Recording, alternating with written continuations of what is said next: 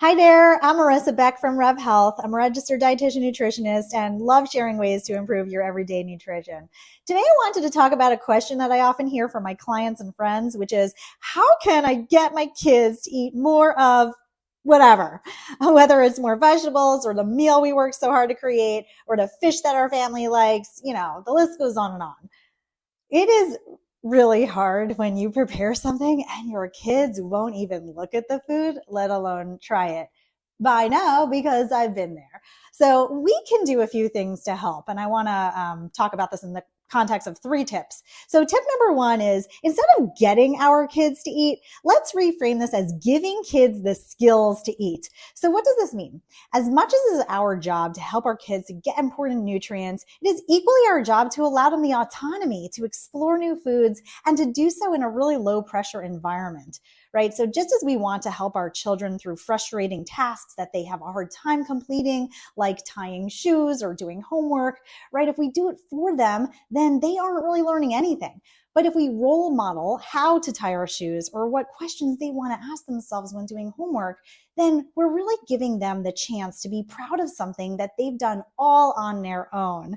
So that's what confidence looks like. And it exists when kids are learning to eat unfamiliar foods. And it also exists when they're expected to sit at the table and learn what it means to enjoy good conversation while eating. They need to learn all of this with our help in role modeling that behavior. So let's reframe this idea of getting kids to eat food instead to give them a growth opportunity of gaining confidence in the area of eating food, right? Much like riding a bike or doing any other independent tasks, we're teaching children self-mastery. So tip number 2 as it relates to mealtime success is to ensure kids are getting at least one food that they enjoy eating at meal and snack time. And this is a win-win for everyone because then kids have the security of knowing there won't be a meal or snack where they're, worried about whether or not they have food to eat, right? They will eat and they will get what they know, and they will also get to try new foods that are being offered during that meal or snack at their desired pace. I really love employing this strategy because then our family can still keep on cooking the things we like to eat, knowing that everyone will still be able to get what they need at meal times. One thing I should mention here, you don't need to make 2 meals for this to work. So parents often ask me, well, how can I do this if Jimmy only eats chicken nuggets and Cheerios? So this is where we want to think through something called keeping with the spirit of the meal so that your child isn't singled out and eating pasta with butter while the rest of the family is eating shrimp stir fry with rice.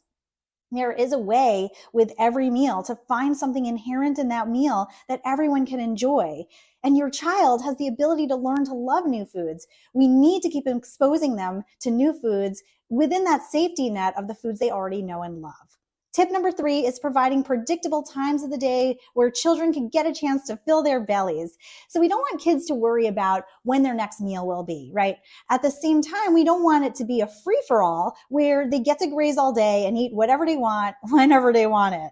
We wouldn't let them spend money whenever they wanted to buy something. So let's also set good practices around predictable meal and snack times. Plus, this helps at meal times when we really do want kids starting to try new foods.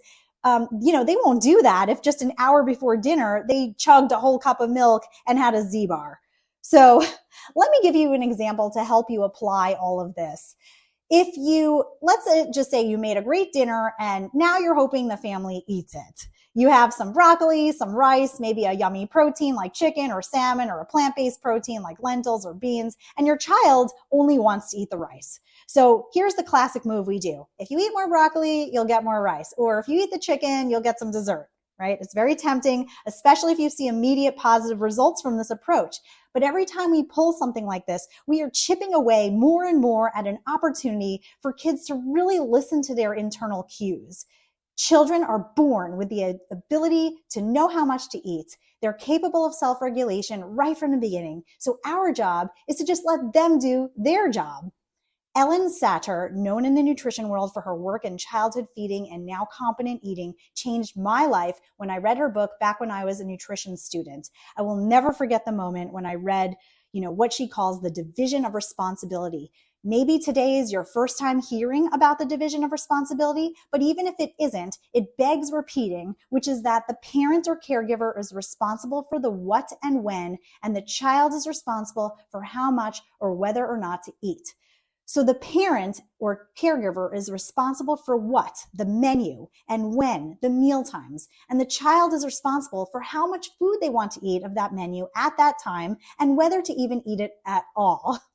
Okay, so it seems so simple and, so practical, but so hard to do in practice. I know, trust me. I have 2 kids and they each have been raised using this exact framework, and I never knew if I was doing it right, especially when one of my kids continues to show immense caution in the face of new foods, and the other one dives into each meal with pure wonder and curiosity. So does this mean this isn't the right approach for my family? Not at all. I still think that giving your child the chance to explore new foods when they are ready and deciding how much or whether or not to eat, this is a gift to them. This is a gift. It might not feel like you're giving them a gift when all they've eaten for dinner was that rice that you served and a little milk on the side, but here's the thing. If they're listening to their bodies and you're using this framework and providing consistent chances for the child to eat throughout the day, chances are your child has consumed what they needed at that particular meal. And what's more, you are setting up the environment for them to become confident in their ability to listen to their bodies and learn to love the foods that your family serves. So go check out my family nutrition counseling page for more information about how I help kids and families with their everyday nutrition. And don't forget to like or share or comment below about what you heard today and if it resonated. Have a great day.